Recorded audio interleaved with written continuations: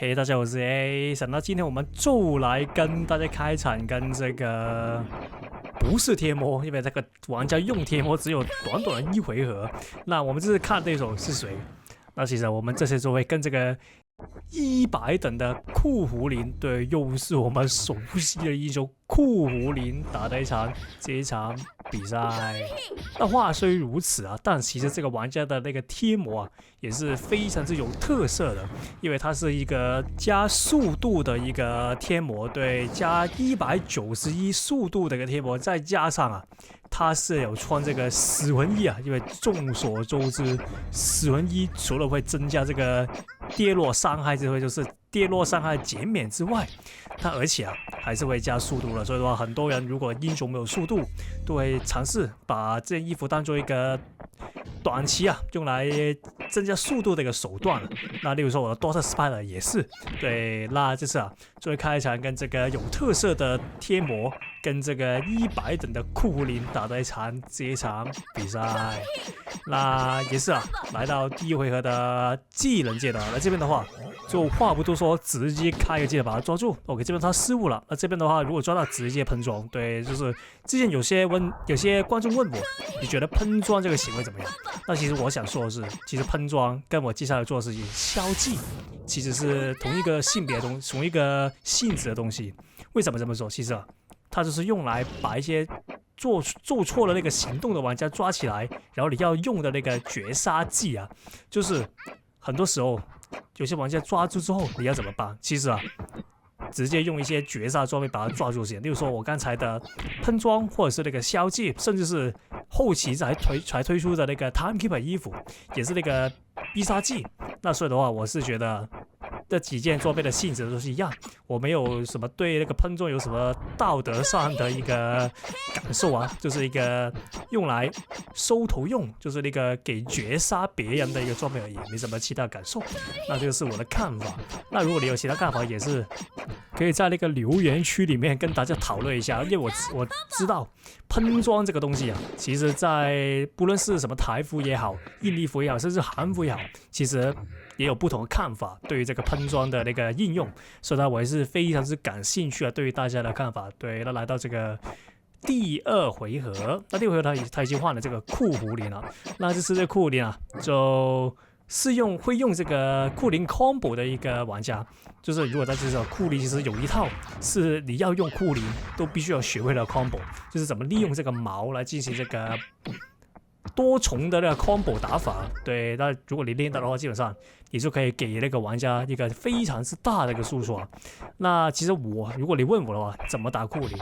那其實啊，我打酷狐林只有一個做法，而且我的做法是一個比較吃基本功的一個做法。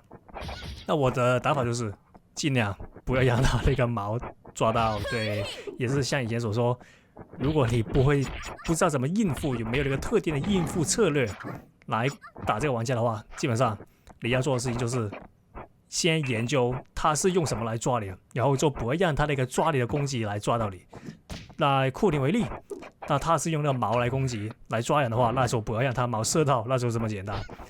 對，沒錯。那這邊的話我已經被他抓到了，那直接用那個披風，然後傳到那個吊區邊邊，那就是這個披風常會發生的一件事情。對，那就來到這個第三回合，那第三回合也是不要讓他矛打中，那打到的話，那你有一個急救措施要做，就是把你的無限防英雄拿出來。对，為什麼？因為他的矛啊，如果你被他矛射中的話，他是有一個攻擊方式是可以直接在你的身上進行攻擊。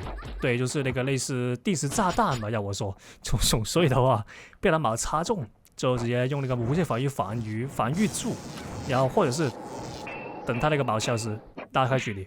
那我的做法就是防禦。OK， 這邊的話抓到了，這邊直接拉開距離啊。哎呦，可惜那個距離拉得不夠遠，就會讓他那個定時炸彈直接引爆，那就會讓他給你一個 combo 啊。對，像我現在一樣。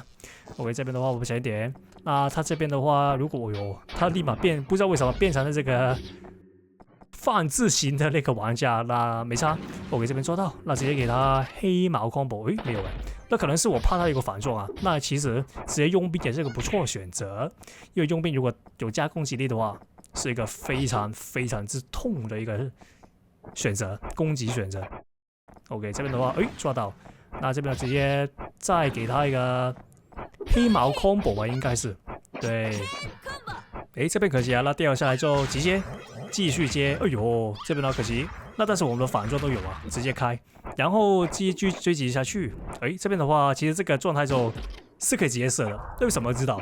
就如果大家知道的話，其實有些英雄的那個特殊攻擊啊，雖然你看起來它是在空中，例如說剛才那個護林，那其實啊，很多其實它的判定也是在地上的。所以說，我剛才那個超重 ST 是可以用瞄準的方式來把它射入，然後繼續接 combo。OK， 這邊給他黑毛 combo， 小一點，別用那麼容易被他抓到。OK， 這邊他直接丟石頭啊，因為這個石頭啊是很痛很痛，而且我不知道為什麼是他算是那個符尾的克星吧，就剛才那個情況，因為很多時候啊，那個符尾都是跳不走了。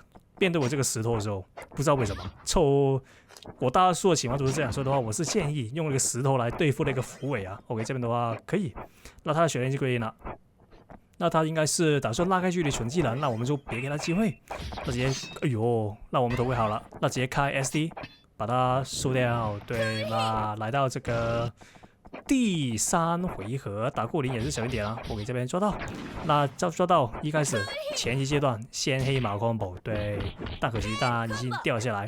那掉下來之後別怕，我們繼續用黑毛重低把它壓一下，然後可以接這個 break 卡。OK， 這邊的話小一點，打過零如果讓它貼上的話，用盡你所有的辦法拉開距離。像我一樣的話，我就會直接用那個厲鬼啊。那直接拉開距離，那個是我的那個位移英雄，那其中一隻，那另一隻就是這個鋼鐵動力。對，我的那個位移英雄是非常之奇怪的，那但是我是十分之推薦大家使用，因為真的非常非常好用。對，那這邊的話，哎，可惜，那我們就不用怕。那個我們用那個瘦身技巧來導致他們打不到我，那不錯。那個瘦身技巧其實以前有說過，用了10多分鐘時間來說。那有興趣的話是可以往前一點看。哎呦，這邊他那個無敵，他打攻方的時候是無敵的，那可以直接給他咒式 SD。那這邊的話可以，他 SD 不知道為什麼不開啊？那這哎呦，他盔甲開了。那這邊呢，他其實是需要給我 Timekeeper 披風，不是那個 Time Gaze 披風來把那個跌傷最大化。那但是他只教了一招，那就可以。OK， 這邊的話可以啊。哎呦，那他那個披風用了日神劍，那就一個相比這個 Time Gaze 披風來說啊，就比較下策一點。OK， 這邊的話可以。